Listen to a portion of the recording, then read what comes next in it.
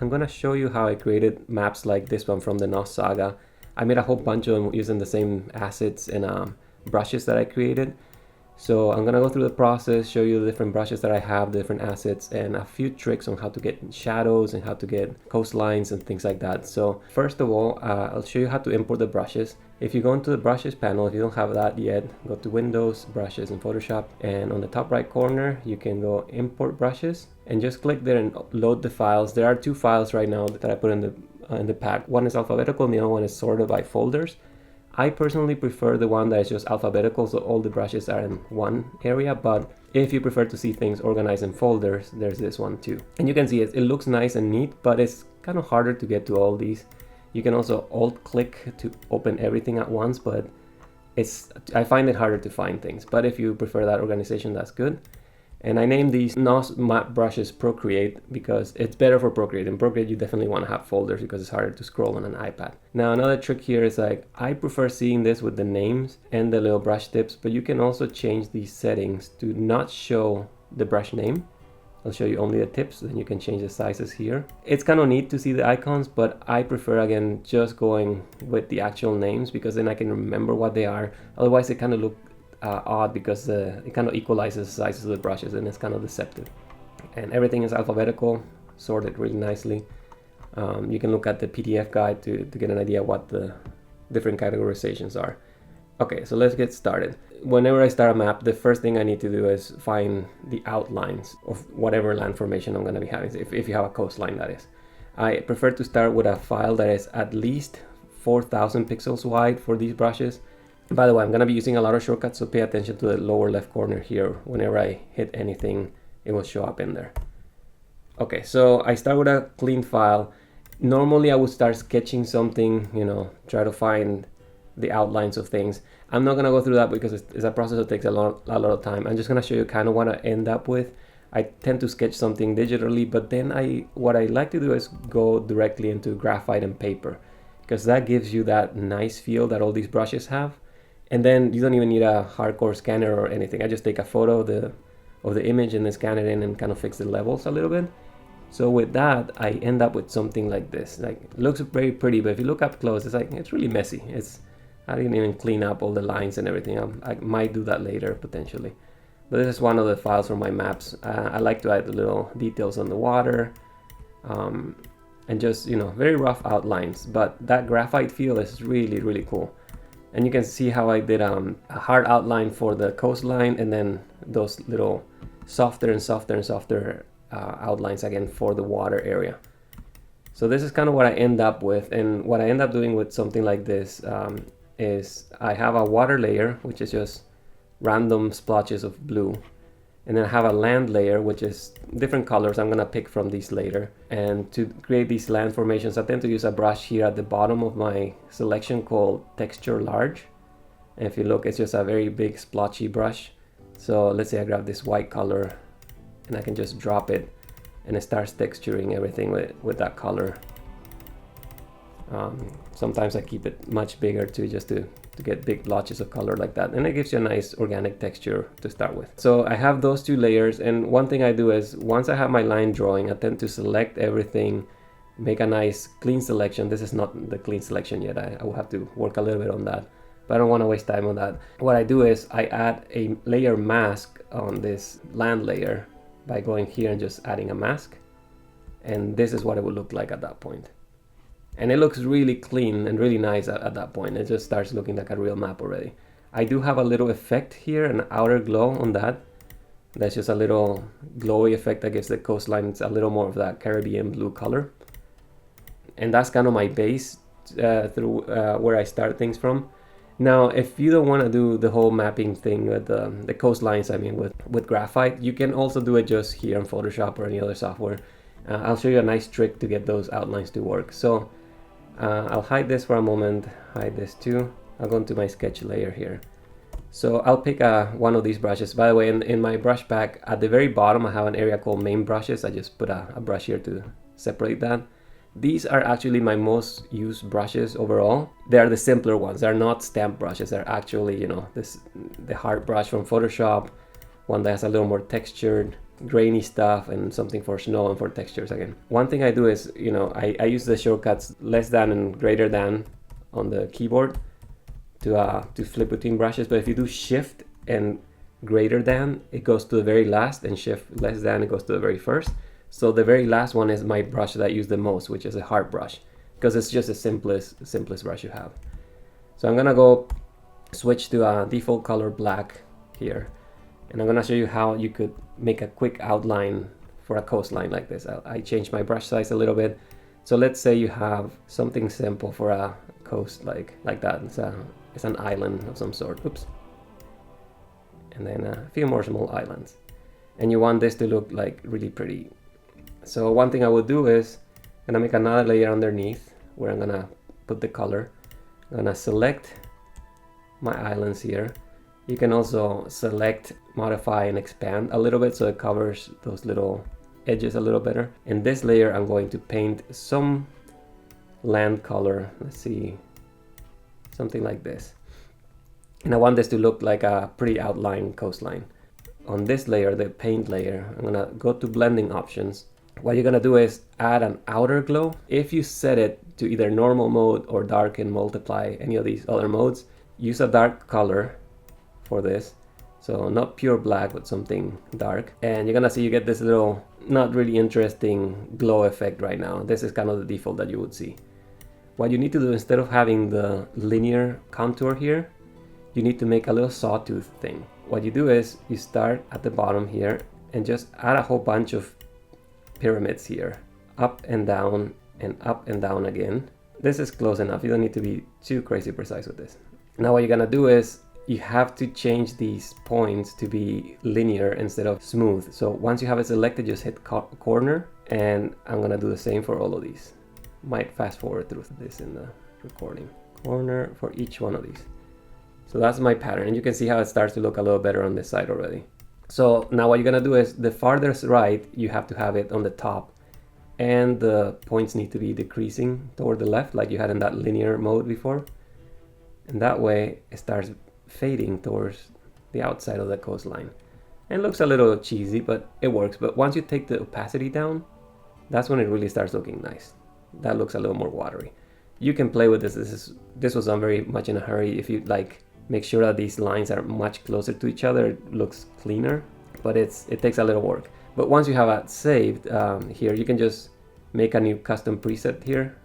So save that for use for later. And you get a nice coastline type of effect. It's a little digital looking, and that's one of the problems with blending modes in Photoshop. You're always going to get something that looks a little too perfect. So that's why I prefer to do it by hand with graphite. But the cool thing is now if I pick this color and I start sketching more islands, well, I don't have a border currently, so I'm gonna turn this sketch off, and I'm gonna add another blending mode option here.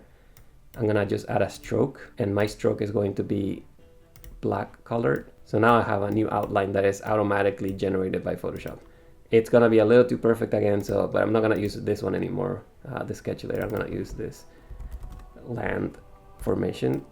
But see, every time you paint something, you're gonna get all those outlines for free. And you can also use the eraser and make lakes or anything else inside the land formation. So that's one way to do pretty outlines very quickly. Again, use graphite on paper if you can, it'll always look better. And I'm gonna go back to this line drawing that I had. I'm gonna turn the water layer and the land layer there. So let's start with this as a base. So the first thing I would normally do for a map is sketch something out. So I want to know exactly where the mountains are going to be placed, or not exactly, I want to have an idea. So I have a plan basically. So I'm going to make just some brush that looks pretty obvious so I can start planning. So I'm going to think about land formations, how things move, how the plates might have collided, stuff like that. But in this case, I'm just going to be like, quickly, I want a mountain range here, I want something else there, I want a big mountain in the center, maybe I want another series of mountains here. It's just a quick way to plan so you know where you're going to be dropping your stamp brushes. And I always start with the mountains. That's the most important thing that's going to define where the rivers flow, where the forests grow, where the deserts might be at, and stuff like that. In this case, I'm going to just make a quick version of this just to show you. I'm going to turn the opacity down for this just so I have it there as a guide. And I'm gonna go straight to, I have a few layers here set up just in advance just for ease of use. So in the land layer that I have, I'm gonna pick my brush, change the color to black.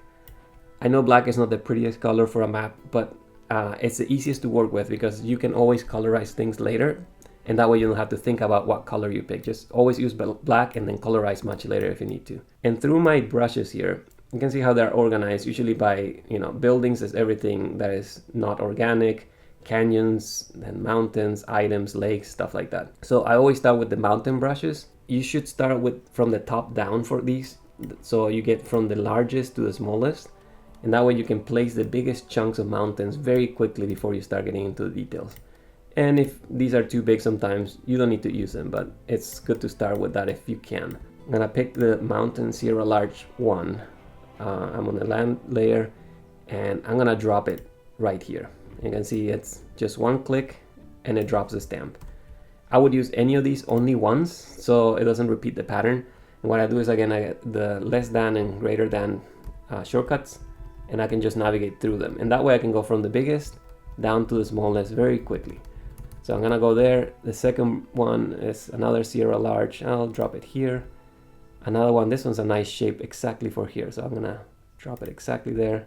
This one feels like maybe it fits here. This is a nice volcano. I'll drop that in the middle here, and I'll have to clean it up a little bit later. This shape maybe there. It's not exactly what I was planning, so I'll skip that one.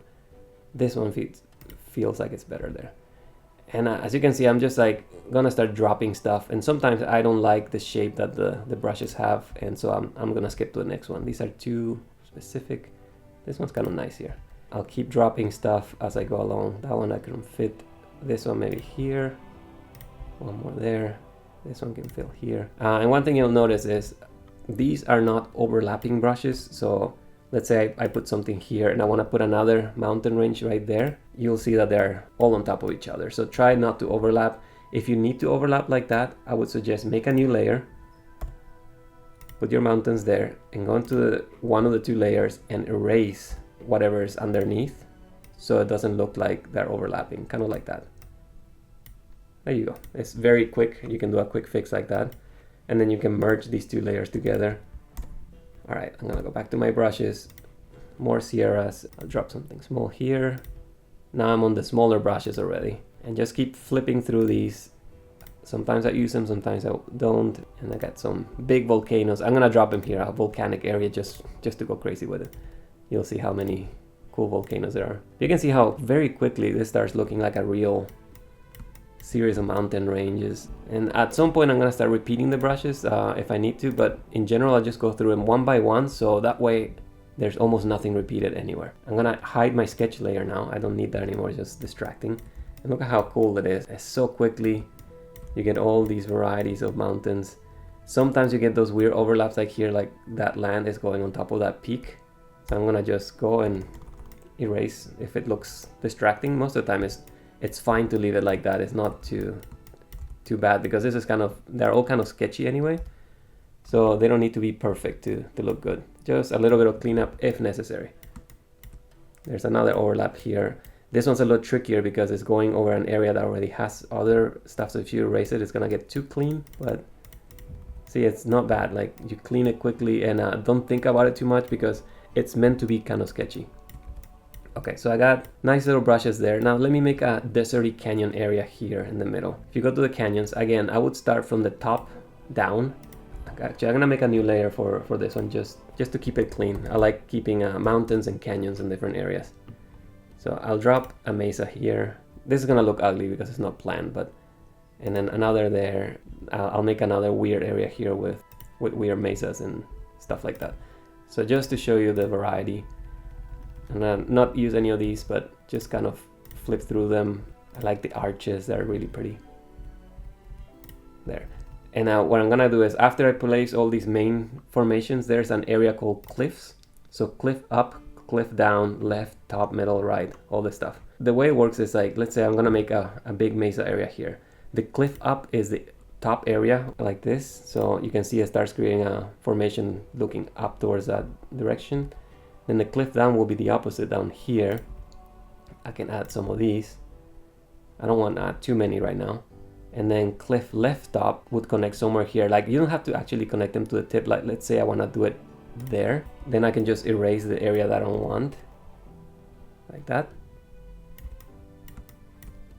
Going back to my brushes, cliff left middle, and then left middle and left bottom. This will connect here if I need it to. I don't really need it, but I'll drop it in there. That would require some cleanup. I'll clean it with the pen tool because that's gives a nice texture if there. So that was a cliff left bottom. I'm gonna go to the right side, so maybe I can connect something here, connect something there, and then fill it in like this. So very quickly you can have a very strange mesa area. I can even add more on the inside of that. Let's say over here, and just flip through the brushes very quickly like this, and you get another mesa right there. That's my canyons brushes. Then there's a more desert-y stuff. There's the dunes. So if I want to have a dune feel, let's set it up over here. I put it there. These are kind of already kind of big dune fields, but in general, like, I want to start always like with the mountains, with the big ones first, and then start tapering it with the individual brushes. Like, you can see how I'm flipping through them very quickly with the shortcuts, and then it starts fading towards the edges and looks so natural like that. And there's a whole bunch of stuff here. There's weird items and stuff, you know, for the sea. There's lakes that have my usual style with those outlines. It's very easy to drop in, and say like, if I dropped in lakes like this, I could just very quickly, that's my lake. This is horrible. Don't do it this bad, please. And then on my land layer, I can probably erase that, and then you get water underneath. So that's a quick way to do lakes. Okay, so you got mountains, you got deserts and canyons. How about forests? Now I do have a lot of tree brushes here at the bottom. There's trees of all kinds. There's cacti, there's weird dragon trees that actually stand up pretty nicely for palm trees as well, because they kind of have that that kind of look. Where are we? I'm sorry, wrong layer, land. So see, these are supposed to be dragon trees, but they can stand for palm trees as well. For the trees, again, I have big clusters and small clusters. So I would always start with the big ones. Now the problem with the trees is that you always want to overlap them, and that becomes complicated with something this complex. So let's say I want to overlap this, it makes a total mess right there. And it also will be very hard to paint these because there are complex selections, there's complex shadows involved. So you can do this in black and white like this if you find the right shapes. Just drop them where you see fit, but try not to overlap them too much, just a tiny bit, otherwise they start getting a little muddy and it's kind of hard to clean up. So you can do it this way. You can then add, you know, individual trees one at a time almost. There's a whole bunch of single trees that plenty of variety once you need it. But what I recommend for something like this is using the colored assets pack, because then you can overlap everything. So let's pretend that doesn't exist. And I'm going to make just a folder where I'm going to drop trees in this situation. So I have this open here already, my color assets. This is what it looks like. They're all nicely organized there. You can see all the trees are pre-painted, have a whole bunch of little cities and villages and skulls, all kinds of things. So you can drag and drop them one at a time. Like, I would select them by command clicking in this case, and just dropping that into the other file. Or what I prefer to do is, I know I'm going to be working on a forest, I'm going to grab the entire group called trees, and then using V for the selection key here, I'm just going to drop this straight into my file. There, and now it's going to be in my trees folder right there. It's going to be a mess for now. As always, I'm going to go first with the bigger ones. In this case, they're at the bottom, and there's a reason for that, is that I like to overlap things from the bottom into the higher layers. So let's say I drop a forest here with that one, and I'm going to select the second cluster, and that's going to go over the first one, but on this at the bottom edge of it, and that way they'll overlap really nicely. You won't see any problems. If you did it backward like this, you could see how there's a weird outline there. So that's why I start from the bottom up for the trees. Then I grab the third cluster. Where is it? Big clusters like this. You can cover big areas very quickly, and they'll look really pretty. It's not random. This is actually all hand drawn, one tree at a time, and then scanned in. The positions are not actually random, they are set to look pretty. I'm covering my dune field with forest right now, sorry. But you see how quickly you can make a very organic shape for forest. Then after you're done placing all the big ones, you know, you can go to the smaller clusters and start just throwing those around the edges. Like that. Now I can move more and more of these, just one at a time. And you can have a nice tapering toward the edges of the forest there. So that's how I would use the trees. And the same goes for pretty much all these painted assets. You want to fill stuff on the sea, just grab a whole bunch of ships and drop them there. At some point you'll want to use the cities and do the same thing. Let's say I want to drop skulls and things. I'm going to select this, find the entire folder full of skulls, and just drop it. And I'm going to put it in the ocean so I know if I forget to move anything. And then one at a time, I can just grab these and throw skeletons everywhere. Super, super quick. And look at how far we gotten with just like a few minutes of dropping stuff around. Now I'm gonna show you another trick. This is probably the best trick that I can provide here for creating something realistic. It's all about shadows and color. I tend to colorize the areas with the mountains with a little more of a brownish, grayish color. Again, I'm gonna go back to the bottom of my brush pack, find the texture large one. See this kind of brown color here? That's usually brown gray, kind of in the middle. I tend to use that in the mountain area so it looks kind of rocky. And see how imprecise I'm being? And that's exactly what you want. You don't want to get too picky with this because you don't want to waste time doing clean outlines for something that's not going to matter too much. I'm going to just throw these colors first so my snow pops nicely, and then just so it creates a nice variation of, you know, texture like that. From far away you can see, oh, those are mountains without having to look at the detail. I would do the same with things like if it was a big forested area, I would just pick a green color and drop a bunch of these to make it feel greener, but not like painted pure green. But see how nice it looks? It looks like a grassy field, and then you build the forest around that. And first what I'm gonna do is I'm gonna use the lasso tool, but not the regular lasso here, but the magnetic lasso. And I'll show you why. And again, be as imprecise as you can here, and it's great. It's fast and it's so helpful to do that. Let's pick this volcano to start with because it is so prominent. I definitely want a snowy peak here. Use that lasso tool. I'm gonna click anywhere outside of that range and just loosely follow the outline of that peak, and see how it grabs it very, very smartly. And it's not perfect, I missed some areas there. And then you double click and you get that selection. I'm gonna have a new snow layer here. And in this snow layer, I'm gonna use my brush called Snow Round with perfect white color. I'm gonna just go straight white for this. And I'm gonna just drop a snowy peak. That's it. Super simple. Then I hit Command D to deselect. I go back to my magnetic lasso. I'll pick another peak over here. And snow. Done. So quick. You can do more than just one peak at a time. I'm gonna go magnetic lasso again. I'm gonna grab this one and this one and this one. Anything that is following in the same line approximately, you can grab them all at the same time and then drop snow. And I tend to just do that based on what looks taller. These are a little harder when they're in a line like this. You do one there, and I might do another one here on this edge, and then another one maybe here. And look at how fast I'm working. I'm not going to worry about messing things up because it does not matter. The variety and the imperfections give it texture, and it looks more real that way. There. Very, very quick, and you get a nice series of snowy peaks. This one here definitely deserves something. I like these peaks here, so I'm gonna definitely add more snow. This one there. It is so fast with the magnetic lasso, it's so helpful.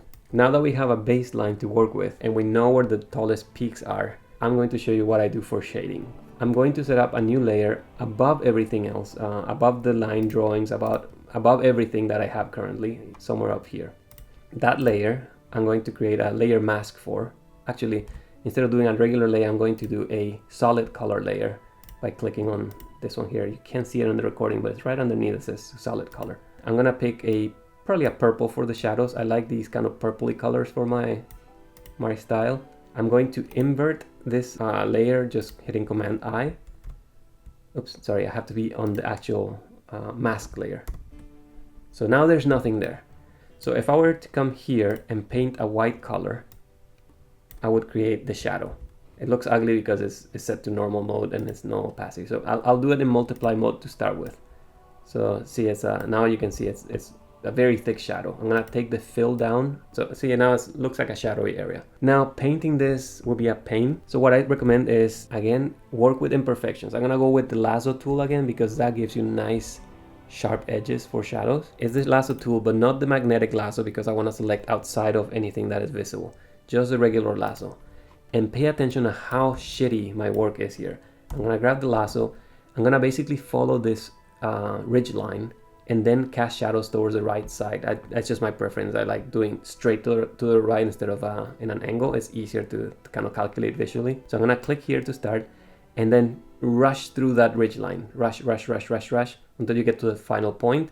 And then I'm gonna drop points to the right, points, and try to guess where those points will be depending on the formations you see on the left side. I'm gonna grab another area here with shift click to select more. And I drop a point there, and I maybe grab this one and drop it there. This shadow needs to be here, and I drop a point on that right side, and I grab this one, points, and look at how fast I'm working. I don't care if it's messy. Even for these canyons, I can do some kind of weird shape right there. Don't overthink it, just go work fast, and later, if it's needed, you can clean it up. But you will see that 99% of the time, you do not need any cleanup. I can even grab shadows for little details like these skulls, just like that. Now what I'm gonna do is, in this color fill layer, I'm gonna delete. Oh, I gotta flip my colors to delete it. So I'm gonna hit X to flip and delete, and look at that. Look at how realistic those shadows look and how messy it was and how it did not matter at all. Because like, I don't know if I hit the right corners here, but you can't really tell. Over here, maybe you can tell that I messed up. If you messed up something that's really obvious, like here, I would use something like the smudge tool. I have a shortcut for the key shortcut here. Let me see. I'll smudge with the soft brush, and I'll make it bigger, and just drag. See how I'm just dragging what is already there instead of painting new stuff. You can change the strength of this. Right now it's too small. Maybe a 50% will help. And I don't really see much to clean up, honestly. Like maybe here, there's a weird spot here. Over there, the shadow is kind of exiting there on the side of the mountain. So that's it. That's all I would normally do. Now, there's also these very sharp edges. Sometimes I like keeping that, but sometimes I want to soften them. So I'll turn the fill up for this so you can see it better. So assume it's much stronger. So I'm gonna go back to my smudge tool. I'm gonna make it bigger. And what I'm gonna do is just drag the brush up and down as I hold the click down. Up and down, and look at that. Up and down a few times, up and down. And you get these super soft, natural edges. You can also drag them to the right, but I prefer just doing up and down so it doesn't mess up anything that might be on the right side there. And there, up and down, maybe a tiny bit to the right. And it looks gorgeous. It's super clean. Now I have this dark purple right now, and it's set to multiply mode, and that's normally what you would do for shadows, but I actually prefer not to do that because one of the problems with multiply mode is that when you get dark colors, it goes to pure black like this, and that doesn't look great. It's kind of just too dirty, and it also doesn't look very handmade in some ways. It doesn't have that gouache or watercolory kind of look anymore. So what I like to do is actually set this to normal mode. I know that's weird, but look at the difference. Once I go to normal, it tints everything with purple as if it's a reflection of the sky. And there's no pure blacks anymore, even though it's the shadow side. The shadow side gets some bounce back from the light from the sky. And it looks so much more natural. And then you take the fill down and you can change that feeling. If you go too high on this, it will start looking fake. If you go pretty low, it's quite nice. And you can even go low and oversaturate this.